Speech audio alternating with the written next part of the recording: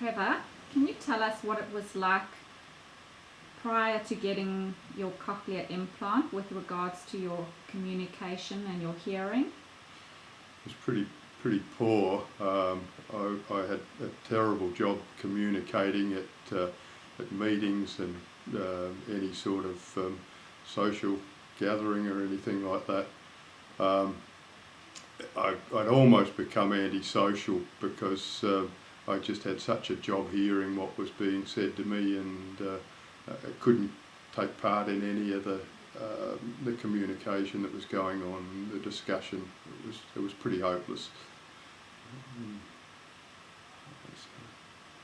Okay. And when it was decided that a cochlear implant would be good for you, were you nervous about the surgery? I was a little bit nervous about it, but going along to Dr. Patel, he just oozes confidence, and he soon put me at ease. He told me all about the risks and so on, and but at the end of it, you just felt so confident with the way that he presented everything, and so yes, okay, I was nervous to start with, but soon got over that. I was a bit concerned about what the thing was going to look like hanging off the side of my head, but that really turned out to be a non-event as well. That's good. And when you were fitted with the speech processor, what were your expectations? I'd had hearing aids, and I was pretty disappointed to some extent with what I got out of them. So I went into it with not terrific expectations. I was hoping that I was going to get some improvement in my communication ability, but I didn't expect anything too much. Certainly got more out of it than I ever expected. And what was it like on the day you were switched on? It was just unbelievable to go from struggling to hear what was being said in the room to suddenly being able to hear pretty much everything that you could want to hear. It was very good. That's good. And how did the speech processor sound the first time you went home with it? It was very metallic. It was like Donald Duck talking, and that was a bit strange for a while, but your brain soon gets used to it, and it starts to become more like the speech you remember from, well, when you could hear properly before. The remapping has improved it each time we've done it, and it's become more and more like it should sound. It's still not perfect, but it's a heck of a lot better than it was, and I can actually pick up the tune on the radio and things like that now, which is terrific. And how has it improved your life since you've had the surgery and been switched on? Oh, it's improved things immeasurably. From the social point of view, I'm able to join in much more with what's going on around me at social gatherings and technical meetings, that sort of thing. I can actually hear what's going on, so I can be part of the discussion. On the social side of things, well, you know, you're again part of the system again. You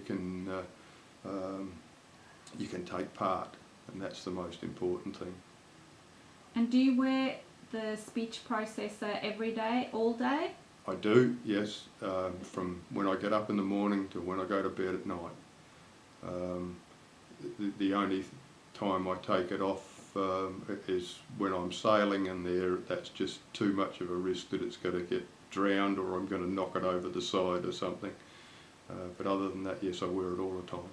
And you wear the snug fit to keep the speech processor on your ear.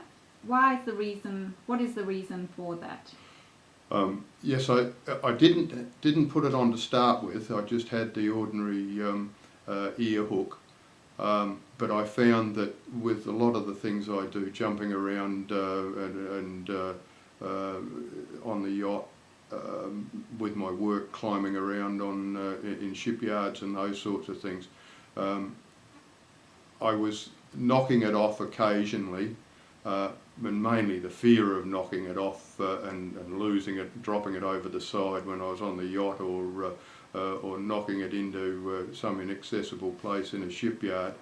So yes, I fitted the snug fit, and that's made it a lot more secure, and it's hardly noticeable. So it's become one of those things that I just leave it on now. I don't even think about it. And do you make any adjustments to the processor during the day, or do you keep it as the set program? I do play around with it a bit. Most of the time it just stays on program 1, but I've got 4 programs on there at the moment that we've been experimenting with, and I do play around with it, particularly when we get into crowds and there's a noisy background and what have you. That's when it's hard to hear, and I swap from program to program to try and get the best reception. It depends a little bit on where you are and what you're doing, but yes, I do swap around a little bit when we're in that situation. And are the batteries rechargeable? Yes, I've got a pair of rechargeable batteries, which I use most of the time.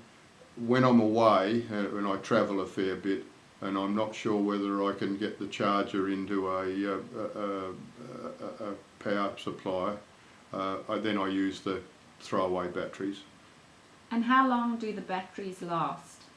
The rechargeable ones last about 8 to 10 hours, so I get nearly a full day out of a battery. Usually got to change it in the evening, and the throwaway ones last about 3 days.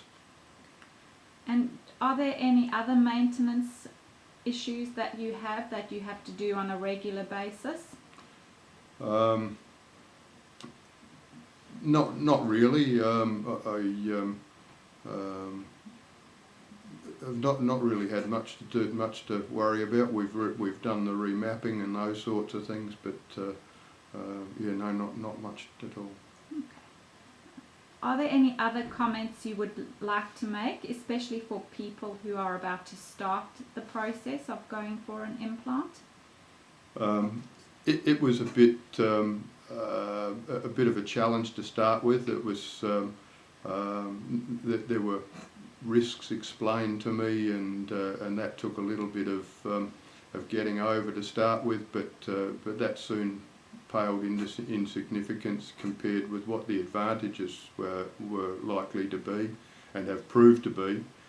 I was a bit concerned about what it would look like hanging on the outside of my head, but it's the ones I've got are grey and they fit in with my hair, so you can hardly see it, and I suppose that's a bit of vanity as well, but that's proved to be a non-event. So I would say if the situation arises, I would go for it. My left ear is deteriorating dramatically, and when the time comes, I won't hesitate to have the other one done if somebody can find out whether it's going to be receptive to it. So I wouldn't hesitate again. Thank you, Trevor. Okay. That was good. Trevor, can you show us how you take the implant off and then put it back on again?